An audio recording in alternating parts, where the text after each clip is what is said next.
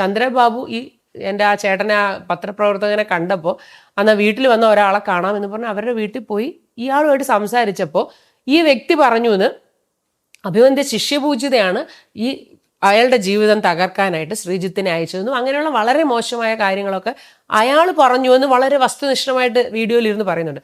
എനിക്കിവിടെ ഒരു കാര്യം പറയാനുള്ളത്, ആ ചേട്ടൻ, അത് എൻ്റെ ഒരു കസിൻ ചേട്ടനാണ്, ആ ചേട്ടൻ്റെ അച്ഛൻ ഒരു മനോഹരൻ അങ്കിൾ എന്ന് പറഞ്ഞൊരു അങ്കിളുണ്ട്. ഈ അങ്കിളിതാണ് ഈ എൻ്റെയും ഈ ആദ്യ ഭർത്താവിൻ്റെയും കല്യാണം ആകാറുള്ള സമയമായപ്പോൾ എൻ്റെ അമ്മയ്ക്ക് ഒരു നീണ്ട കത്തെഴുതി ഈ സാറിൻ്റെയും എൻ്റെ ആദ്യത്തെ ഭർത്താവിൻ്റെയും അവരുടെ ഫാമിലിയിലും ഈ മോളെ അയക്കരുത്. കാരണം എൻ്റെ അച്ഛൻ KSRTCയിൽ DTO ആയിരുന്ന സമയത്ത് ഇദ്ദേഹത്തിൻ്റെ അമ്മയും ആ KSRTCയിൽ തന്നെ ഒരു ഉദ്യോഗസ്ഥയാണ്. അപ്പോൾ അന്നത്തെ കാലത്ത് എൻ്റെ അച്ഛനെ ഒരുപാട് ഉപദ്രവിച്ചിട്ടുള്ള ഒരു വ്യക്തി, അത് ഒഫീഷ്യലായിട്ടുള്ള കാര്യങ്ങൾ അങ്ങനെയൊക്കെ ഉള്ളവർ ആ ഒരു കോക്കസിലുള്ളതാണ്. അവരുടെ വീട്ടിൽ നീ നിങ്ങളുടെ മോളെ അയക്കരുതെന്ന് എൻ്റെ അമ്മയ്ക്ക് വ്യക്തമായിട്ട്, മാത്രമല്ല എൻ്റെ ആദ്യ ഭർത്താവിൻ്റെ അച്ഛൻ അങ്ങനെ പല കുറച്ച് കേസുകളും ഭയങ്കര പോലീസ് ഓഫീസർ ആയിരുന്നതുകൊണ്ട് ഒരുപാട് ഈ തടവും ഈ കേസും സസ്പെൻഷനും ഒക്കെ ആയിട്ട് ഭയങ്കര ഒരു ഭീകരമായ രീതിയിലൊക്കെ പ്രവർത്തിച്ചിരുന്ന ഒരു വ്യക്തിയാണെന്ന് കേട്ടിട്ടുണ്ട്.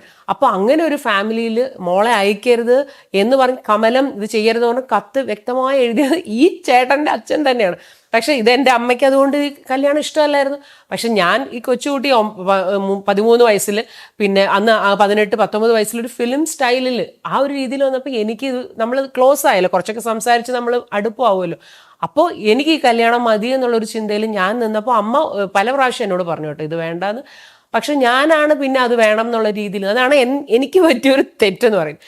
ഇനി വേറൊരു വിഷയം, ഇപ്പോൾ ഈ വ്യക്തി എൻ്റെ ആദ്യ ഭർത്താവിൻ്റെ എല്ലാ കാര്യത്തിനും കൂടെ നിന്ന് ഒരു കസിനുണ്ട് എനിക്ക് വേറെ, അത് എൻ്റെ അച്ഛൻ്റെ സിസ്റ്ററുടെ മോനാണ്. ഈ മകൻ അന്ന് എറണാകുളത്ത് പഠിക്കുന്ന സമയമാണ്, പോളിടെക്നിക്കിൽ. അപ്പോൾ ഈ കല്യാണം നിശ്ചയിച്ചു എന്ന് അറിഞ്ഞപ്പോൾ അവരും ഇത് ഭയങ്കരമായിട്ട് എതിർത്താണ്. എന്താ കാര്യം, ഈ പറഞ്ഞ വ്യക്തിക്ക് അവിടെ പിന്നെ കഠിന തടവിന് 1 വർഷത്തെ തടവിന് വരെ ശിക്ഷിക്കപ്പെട്ട ആളാണ്. അവരുടെ വീട്ടിൽ അങ്ങനെയാണ് ഇങ്ങനെയാണ്, അവളെ അയക്കരുത്, ഞങ്ങൾ ആ ഒരു ഇതിന് ഇല്ല എന്ന് ആ വ്യക്തിയാണ് എൻ്റെ വീട്ടിൽ വന്ന് എൻ്റെ അമ്മയോട് പറഞ്ഞു.